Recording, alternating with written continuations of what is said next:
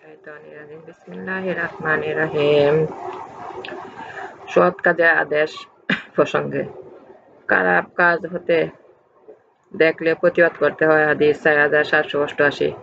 হযরত আবু সাঈদ খুদরী রাদিয়াল্লাহু আনহু রাসূলুল্লাহ সাল্লাল্লাহু আলাইহি ওয়াসাল্লাম হতে বর্ণনা করেন, তিনি বলেছেন, তোমাদের মধ্য থেকে যে কেউ মন্দ কাজ করতে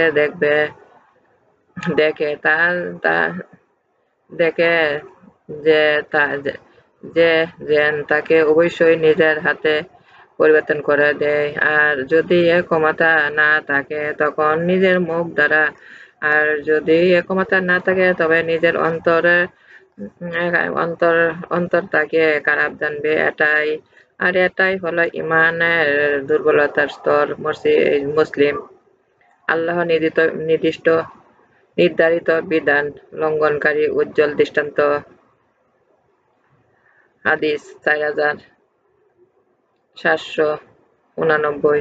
হযরত নুমান ইবনে বাশির রাদিয়াল্লাহু আনহু হতে বলেন, রাসূলুল্লাহ সাল্লাল্লাহু আলাইহি ওয়াসাল্লাম বলেছেন, আল্লাহ তাআলা নির্ধারিত বিধান অবহেলাকারী তাতে পতিত ব্যক্তির দৃষ্টান্ত এমন সম্পাদক ন্যায়, যারা এক জাহাজে লটারির মধ্যে নিজের স্থান নির্ধারণ করল। তদনুযায়ী কারো স্থান তার নিচের তলা, আর কার উপর তলা পড়ল, আর নিচের লোকেরা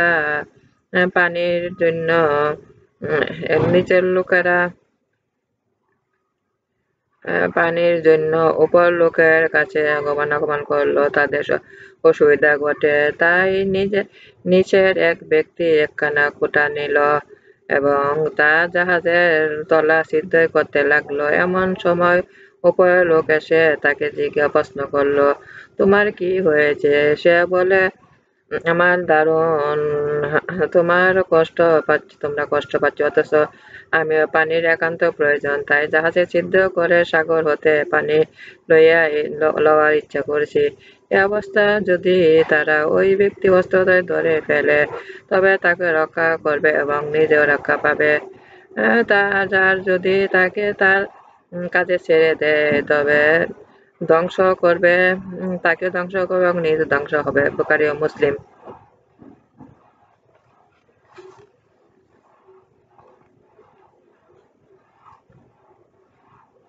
ভালো কাজের আদেশ করবে, খারাপ কাজের নিষেধ করবে। হাদিস 4791।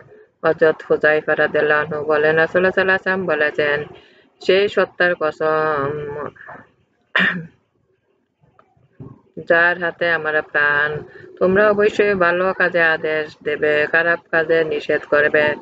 শীঘ্রই আল্লাহ তাআলা নিজের পক্ষ হতে তোমাদের উপর আযাব প্রেরণ করবেন, অথবা তোমরা তার কাছে দোয়া করবে কিন্তু তোমাদের দোয়া কবুল হবে না। তিরমিজি। পাপের কাজ দেখলে ঘৃণা করতে হয়। হাদিস 4792।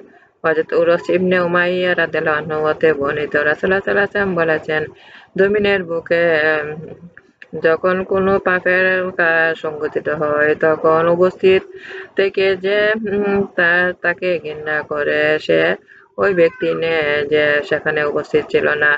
অন্যদিকে যে ব্যক্তি অনুপস্থিত থেকেও তাতে সন্তুষ্টি প্রকাশ করে সে ওই ব্যক্তির ন্যায় সেখানে উপস্থিত রয়েছে। আবু দাউদ। জাতির এক ব্যক্তির পাপ করলে অন্যদের তা প্রতিরোধ করতে হয়। হাদিস 4794। হযরত জারির ইবনে আব্দুল্লাহ রাদিয়াল্লাহু আনহু বলেন, আমি রাসূলুল্লাহ সাল্লাল্লাহু আলাইহি ওয়াসাল্লামকে বলতে শুনেছি, যে সম্পদের মধ্যে কোনো এক ব্যক্তি পাপে লিপ্ত হয় আর সেই সম্পদের লোকেরা ক্ষমতা থাকা সত্ত্বেও তা পরিবর্তন করে না, তখন তাদের মৃত্যুর আগে আল্লাহ তাআলার আযাব তাদের উপর পতিত হবে। আবু দাউদ। ইবনে মাজাহ। ঈমানদার উচিত ভালো কাজের আদেশ দেওয়া।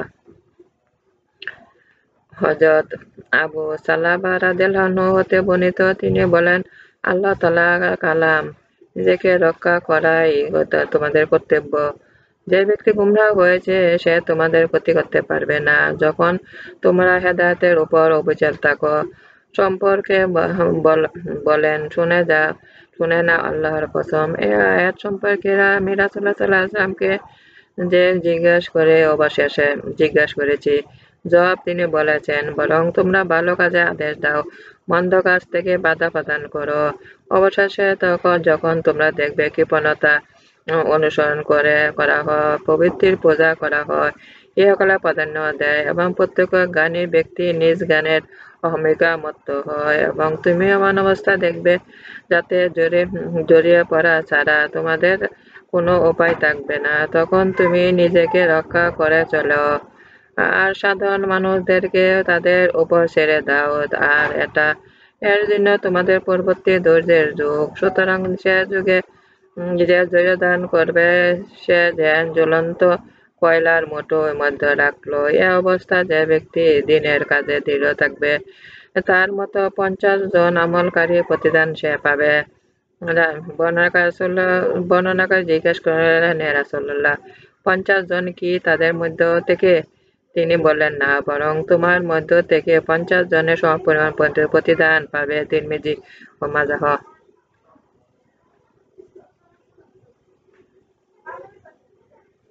দোষী ব্যক্তিকে আল্লাহ শাস্তি প্রদান করেন। হাদিস 4794। হযরত আদি ইবনে আদি আল-কিন্দি রাদিয়াল্লাহু আনহু বলেন, আমাদের আযাবকৃত এক গোলাম বলেছেন, তিনি আমাদের দাদাকে বলতে শুনেছেন, আমি রাসূলুল্লাহ সাল্লাল্লাহু আলাইহি ওয়াসাল্লামকে বলতে শুনেছি যে আল্লাহ তাআলা কোনো বিশেষ ব্যক্তি মন্দ কাজের দারুণ ব্যাপকভাবে শাস্তি দেন না যতক্ষণ না তার উক্ত মন্দকে তার মাঝে হচ্ছে দেখে প্রতিরোধ করে না, অথচ তারা তা প্রতিরোধ করার ক্ষমতা রাখে।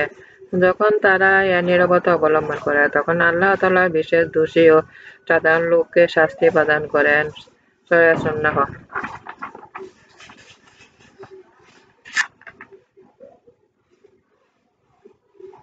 যে মুমিনগণ আমল করে না অথচ লোকদের বলে তারা দোজখী। হাদিস 4800। হযরত আনাস রাদিয়াল্লাহু আনহু থেকে বর্ণিত, রাসূলুল্লাহ সাল্লাল্লাহু আলাইহি ওয়াসাল্লাম বলেছেন, মেরাজ রাতে আমি এমন কিছু লোককে দেখেছি আগুন কাশি দ্বারা যাদের ঠোঁট কাটা হয়। জিজ্ঞেস করলাম, হে জিবরাইল, এরা কারা? বললেন, এরা আপনার উম্মতের বক্তাগণ, যারা মানুষকে ভালো কাজে আদেশ করত, তারা নিজেদের ভুলে থাকত। সূরা আন-নাহ, বাইহাকী, সহিহুল ঈমানে বাইহাকী।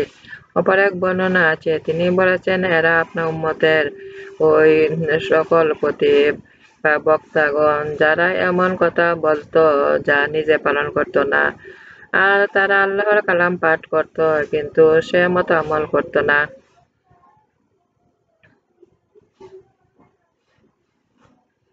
বনী ইসরাঈলের জন্য আসমান থেকে কানা নাজিল হতো। হাদিস 4801। হযরত আম্মার ইবনে ইয়াসার রাসূলুল্লাহ রাদিয়াল্লাহু আনহু বলেছেন, আকাশ থেকে রুটি, গোশত ইত্যাদি খানজা নাজিল করা হয় এবং তাদেরকে নির্দেশ দেওয়া হয়েছিল যে তারা যেন খেয়ানত না করে এবং আগামীকালের জন্য সঞ্চয় করে রাখে, কিন্তু তারা খেয়ানত করলো, সঞ্চয় করলো এবং আগামীকালের জন্য কিছু তুলে রাখলো, ফলে তাদের আকৃতি বানর ও শূকরের বিকৃতি করে দেয়া হলো।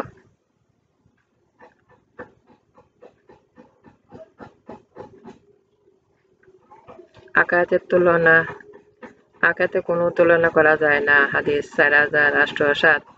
হযরত মুস্তাওরিদ ইবনে সাদ্দাদ রাদিয়াল্লাহু আনহু বলেন, আমি রাসূলুল্লাহ সাল্লাল্লাহু আলাইহি ওয়াসাল্লামকে বলতে শুনেছি, আল্লাহর কসম, আখিরাতের তুলনা দুনিয়ার উদাহরণ হলো যেমন তোমাদের কেউ মহাসাগরের মধ্যে নিজেকে একটি আঙ্গুল ডুবিয়ে দেয়, এরপর সে লক্ষ্য করে দেখো তা কি পরিমাণ পানি দিয়ে আসলো। মুসলিম। আল্লাহর কাছে দুনিয়া নিকৃষ্ট। হাদিস 4808।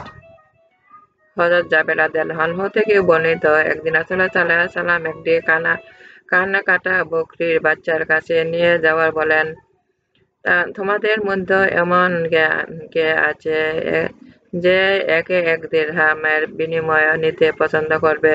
তারা বললেন, আমরা তো একে কিছুর বিনিময় নিতে পছন্দ করব না। তিনি বলেন, আল্লাহর কসম, এটা তোমাদের কাছে যতটুকু নিকৃষ্ট আল্লাহর কাছে দুনিয়া এর চাইতে অধিকতর নিকৃষ্ট। মুসলিম। দুনিয়া মুমিনদের জন্য জেলখানা। হাদিস 4809। হযরত আবু হুরায়রা রাদিয়াল্লাহু আনহু বলেন, রাসূলুল্লাহ সাল্লাল্লাহু আলাইহি ওয়াসাল্লাম বলেছেন, দুনিয়া মুমিনের জন্য জেলখানা, কাফেরের জন্য জান্নাত। মুসলিম। আল্লাহ মুমিনের নেক কাজের নষ্ট করেন না। হাদিস 4810। হযরত আনাস রাদিয়াল্লাহু আনহু বলেন, রাসূলুল্লাহ সাল্লাল্লাহু আলাইহি ওয়াসাল্লাম বলেছেন, আল্লাহ তাআলা কোনো মুমিনের নেক কাজকে নষ্ট করেন না। দুনিয়া তার বিনিময় প্রদান করেন এবং আখিরাতেও তার প্রতিদান দেন।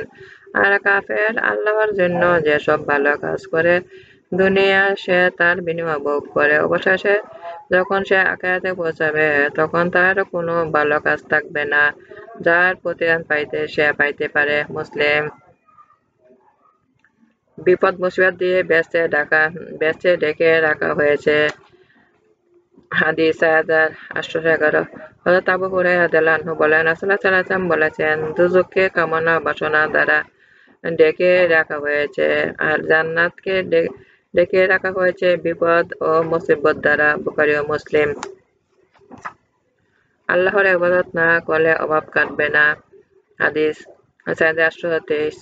হযরত আবু হুরায়রা রাদিয়াল্লাহু আনহু বলেন, রাসূলুল্লাহ সাল্লাল্লাহু আলাইহি ওয়াসাল্লাম বলেছেন, আল্লাহ তাআলা বলেন, হে আদম সন্তান, আমার ইবাদতের জন্য তুমি তোমার অন্তরকে খালি করে দাও। আমি তোমার অন্তরকে অভাব মুক্তি দ্বারা পরিপূর্ণ করে দেব এবং তোমার দরিদ্রতা পথ বন্ধ করে দেব। আর যদি তা না করো তবে আমি তোমার হাতকে ব্যস্ততার পূর্ণ করে দেব এবং তোমার অভাব মিটিয়ে দেব না। আহমদ ও ইবনে মাজাহ।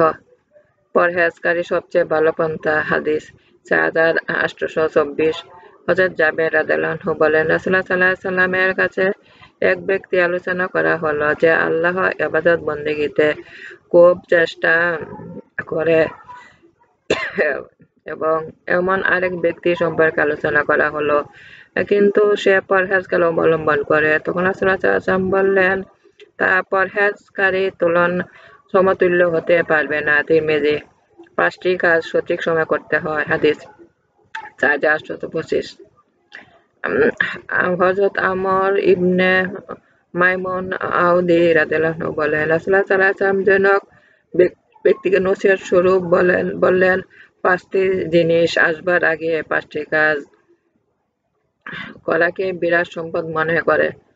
তা তোমার বার্ধক্য আগে যৌবনকে, রোগাক্রান্ত হওয়ার পূর্বে সুস্বাস্থ্যকে, দরিদ্রতা আগে অভাবমুক্ত থাকাকে, ব্যস্ততার আগে অবসর সময়কে, মৃত্যুর পূর্বে হায়াতকে। তিরমিজি।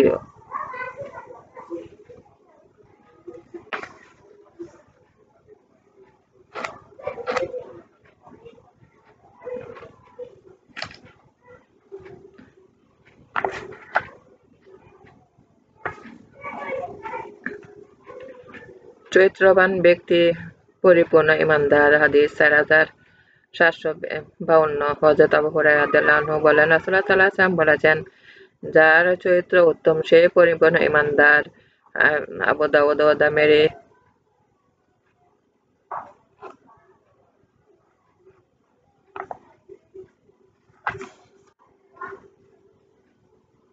ঈমানদার সহজ সরল হয়ে থাকে। হাদিস 742।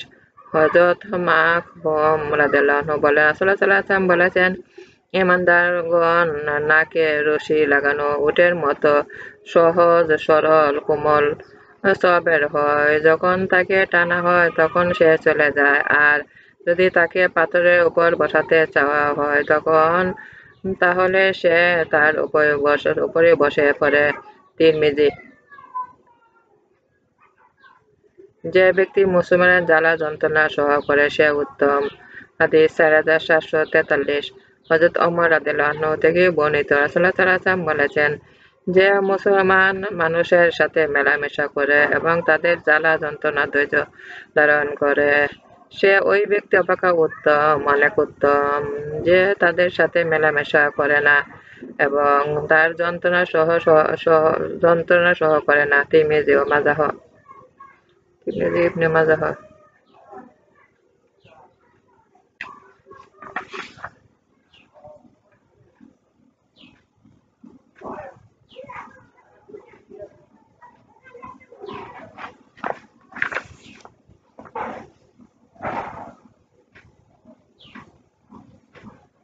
আল্লাহর জন্য মহব্বত করা উত্তম কাজ। হাদিস 4679। হযরত আবু যর রাদিয়াল্লাহু আনহু বলেন, রাসূলুল্লাহ সাল্লাল্লাহু আলাইহি ওয়াসাল্লাম আমাদের সামনে এসে বললেন, তোমরা কি জানো যে আল্লাহ তাআলার কাছে কোন কাজ সর্বাধিক প্রিয়? জনৈক ব্যক্তি এসে বলে উঠল, নামাজ ও যাকাত। আরেকজন বলল, জিহাদ। আর তখন রাসূলুল্লাহ সাল্লাল্লাহু আলাইহি ওয়াসাল্লাম বললেন, নিশ্চয়ই আল্লাহ তাআলা তাকে কাছে সর্বাপেক্ষা প্রিয় কাজ হলো একমাত্র আল্লাহর মহব্বত রাখা এবং তার আল্লাহর জন্য সততা করা। আহমদ ও আবু দাউদ। তবে আবু দাউদ হাদিসের কেবল শেষ অংশটি বর্ণনা করেছেন। আল্লাহ সন্তুষ্টি ও সন্তুষ্টির জন্য উদ্দেশ্য ভালোবাসবে। হযরত আবু রাদিয়াল্লাহু আনহু থেকে বর্ণিত, একদা রাসূলুল্লাহ সাল্লাল্লাহু আলাইহি ওয়াসাল্লাম তাকে বললেন, আমি কি তোমাদের দ্বীন ইসলামের বুনিয়াদ বিষয় সম্পর্কে জ্ঞাত করব না, যার দ্বারা তোমরা দুনিয়া ও আখিরাতে কল্যাণ লাভ করতে পারবে? তুমি সর্বদা আহলে জিকিরে সহচর অবধাবিত করে নাও, আর যখন একাকী হও তখন সাধ্য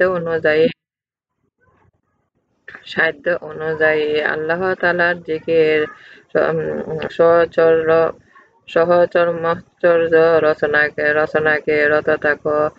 আর আল্লাহ তাআলা সন্তুষ্টির জন্য কাউকে ভালোবাসো এবং আল্লাহ তাআলা সন্তুষ্টির জন্য কারোর সাথে সততা রাখবে। হে আবু জাইন, তুমি কি জানো, যখন কোনো ব্যক্তি তার কোনো মুসলমান ভাইয়ের সাথে সাক্ষাতের উদ্দেশ্যে নিজের ঘর থেকে বের হয়, তখন তার পিছনে 70,000 ফেরেশতা থাকে। তারা সকলে তার জন্য দোয়া করে, বলে, হে আমাদের প্রতিপালক, যে ব্যক্তি শুধুমাত্র তোমার সন্তুষ্টির জন্য মিলিত হয়েছে, অতএব তুমি তাকে তোমার অনুগ্রহের অন্তর্ভুক্ত করো। সুতরাং তুমি যদি তোমার দেহকে কাজে ব্যবহার করতে পারো তবে তাই করো। বেহেশতে এক পাথরের স্তম্ভ রয়েছে। হাদিস 4684। হযরত আবু হুরায়রা রাদিয়াল্লাহু আনহু বলেন, একদা আমি রাসূলুল্লাহ সাল্লাল্লাহু আলাইহি ওয়াসাল্লামের সাথে ছিলাম। তখন রাসূলুল্লাহ সাল্লাল্লাহু আলাইহি ওয়াসাল্লাম বললেন, বেহেশতে অবশ্যই একুত পাথরের স্তম্ভ সমূহ রয়েছে, যার উপর জমরুদের বালাখানা রয়েছে, তার দ্বারা সর্বদা উন্মুক্ত উজ্জ্বল তারকারাজির মতো চকচক করছে। সাহাবাগণ বললেন, ইয়া রাসূলুল্লাহ সাল্লাল্লাহু আলাইহি ওয়াসাল্লাম, তাতে কারা বাস করবে? তিনি বললেন, ওই সমস্ত লোক যারা একমাত্র আল্লাহর সন্তুষ্টির জন্য পরস্পর সাথে মহব্বত রাখে, আল্লাহ মহব্বত একত্রে বসে এবং আল্লাহ সন্তুষ্টির জন্য পরস্পর সাক্ষাৎ করে।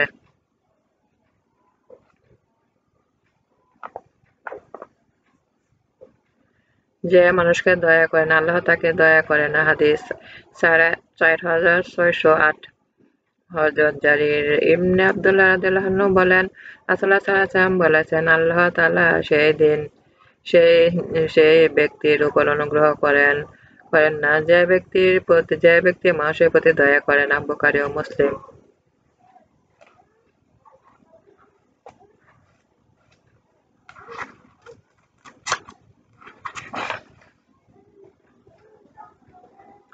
মুসলমানের দোষ গোপন রাখতে হয়। হাদিস 4645। হযরত উকবা ইবনে আমর রাদিয়াল্লাহু আনহু বলেন, রাসূলুল্লাহ সাল্লাল্লাহু আলাইহি ওয়াসাল্লাম বলেছেন, যে ব্যক্তি কোনো মুসলমানের দোষ দেখে তাকে গোপন রাখলো, সে ওই ব্যক্তির মতো যে জীবন্ত পতিত কোনো কন্যাকে বাঁচালো। আহমদ ও তিরমিজি। এবং তিনি বলেছেন, হাদিসটি গরীব।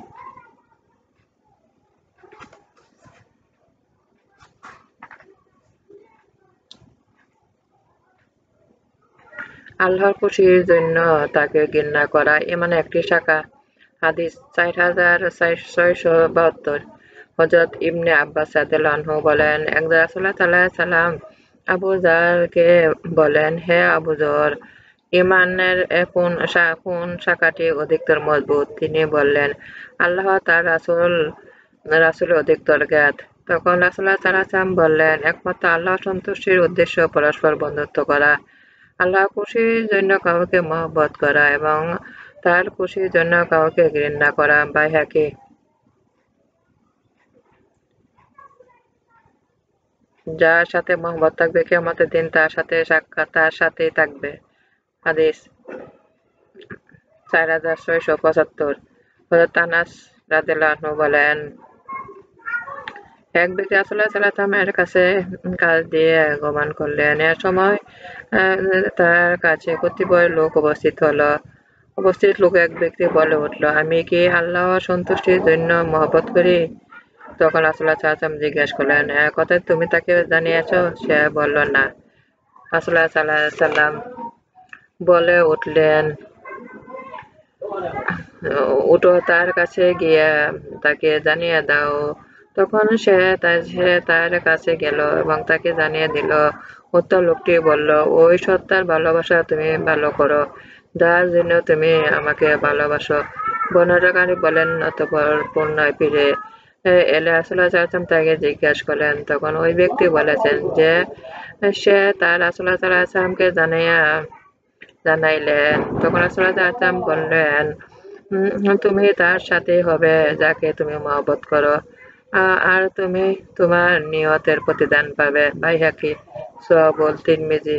এক বর্ণনা আছে, ওই ব্যক্তির সাথে সাথী হবে যাকে সে মহব্বত করে, সে তার প্রতিদান পাবে যা সে অর্জন করেছে।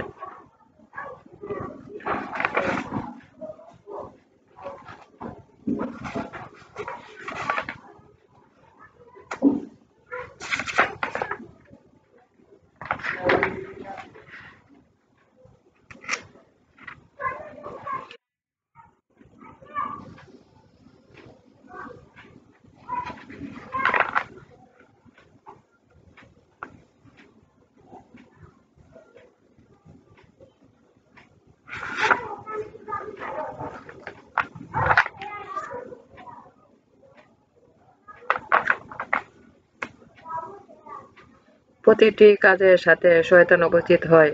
হাদিস 3872।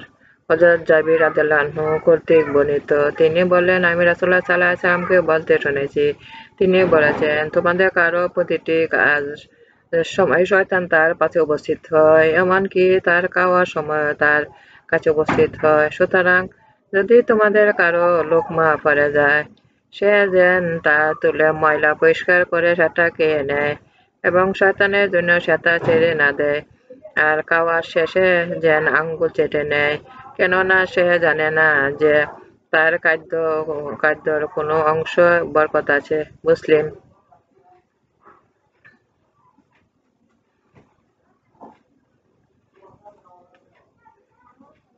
আমার নামাজ, আমার উপাসনা, আমার জীবন, আমার মন সব আল্লাহরই। আমি আল্লাহর কাছে আত্মসমর্পণ করেছি।